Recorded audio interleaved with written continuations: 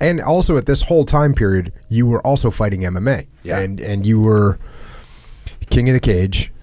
You fought a bunch of fights in King of the Cage. You were the middleweight champion in King of the Cage.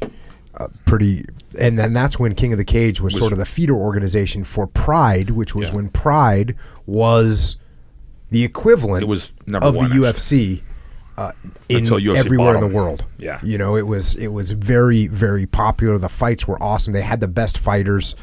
Well, I can't say they had the best fighters because they had equivalent fighters of. I think they were one notch at that time. I think they were one notch above UFC. Some of them came to the UFC and didn't do as well as well. Yeah, but some guys went to Pride. Yeah, and didn't just, you know what I'm saying? Yeah, they work both ways. Different rules. I'll say it's equivalent. I won't say it's better. There we go. It was definitely.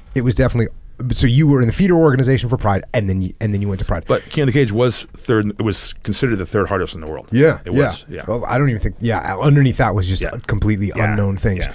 And you and I got lucky because.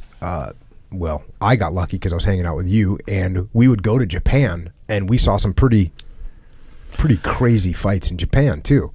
My goodness, the stories we have. Remember that time we were at this pool hall, like it's late night, it's like 1:30, I don't know, whatever it was, midnight maybe. We're playing pool, and there's this VIP area. It's actual a pool lounge.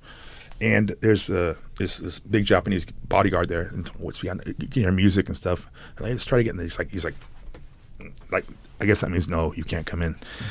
And we're just there. And Hoist, that's when he lost to Yoshida. Yeah. He's come by with a bunch of, let's say, connected Japanese friends, and he sees us. He goes, "Hey, Dean Jocko," and gets us in there, and it's like a karaoke lounge, and it was Lionel Richie's voice coach. Was singing there. Do you I don't really remember that. Yeah, it was just nuts. It was like, dude, I met Lionel Richie's voice coach. What's up? Hell yeah. That's how I roll. Was, Seeing those big fights in Japan, when we saw Nogueira fight Bob Sapp. So Nogueira's 230 pounds, maybe 240 350. pounds. Yeah, Bob Sapp's 350 pounds. He beat the living crap out of Nogueira for however long. 7 minutes, yeah. And then Nogueira got him in an arm lock. Omoplata, sweep, arm lock. That was open crazy. The arms. It was in the National Stadium. There's like 120,000 people in the crowd. They had kettle drums. Do you even know what those are, Echo? You know what a kettle drum is? Just big giant drums, and there was a troop of Japanese drum players. So when this thing kicked off, these guys are surrounding the top of the stadium with kettle drums. Dun, dun, dun, dun, dun, dun, dun, dun. It was on fire. And Dean and I were there, and we actually flew over with Hoist for those things. And Bergen was there, I think. Yeah, that's right, man. It was just... I think Bergen was in the walkout entourage or something. He was somewhere else. But guys were parachuting in. Like, remember that? Oh, yeah. It was Inoki. Inoki's yeah. Like, he has a camera. He's like, I'm at 20,000 feet. And he's like, I'm falling. And it's like, and they come down and they land like in the ring. It was pretty crazy. It was good times. Yeah. And then you ended up, obviously since you were the King of the Cage champion, you ended up going to Pride. You had some sick fights in Pride. You fought, you beat Soji. Yeah. And he was like a warrior. Yeah. And then you had a beast of a fight against Arona. I also faced this. And then I didn't get to fight Paulo Filho because he got his leg broken. But I also fought Amar Suluev from Russia. Some of these things sound like I'm making them up, but he legitimately became a hitman for the Russian the syndicate in Russia. He killed a couple politicians, and they arrested him because apparently you can't do that. And is that confirmed?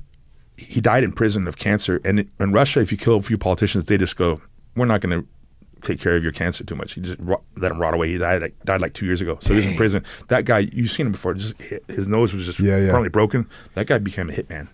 And so I fought that guy. And Arona that was a hard match. That wasn't, I'll take ownership of the situation. I'm not making excuses, but explanation-wise, I was not my normal self for that fight. But it was a hard fight. I lost by decision. It was good. 100,000 people in the crowd. It was awesome. That was you walked crazy. Out in San Diego. Yeah. My friend Tim Comas. Tim Ford. Timmy. The guy in the malt. Different one. It's Tim Comas now, isn't he? Oh, yeah. Back then it was different name. Yeah. He made I walked into one of the songs. Yeah, San Diego. And Hans was there. It was good. It was good times. Yeah. The old Brent school. was there.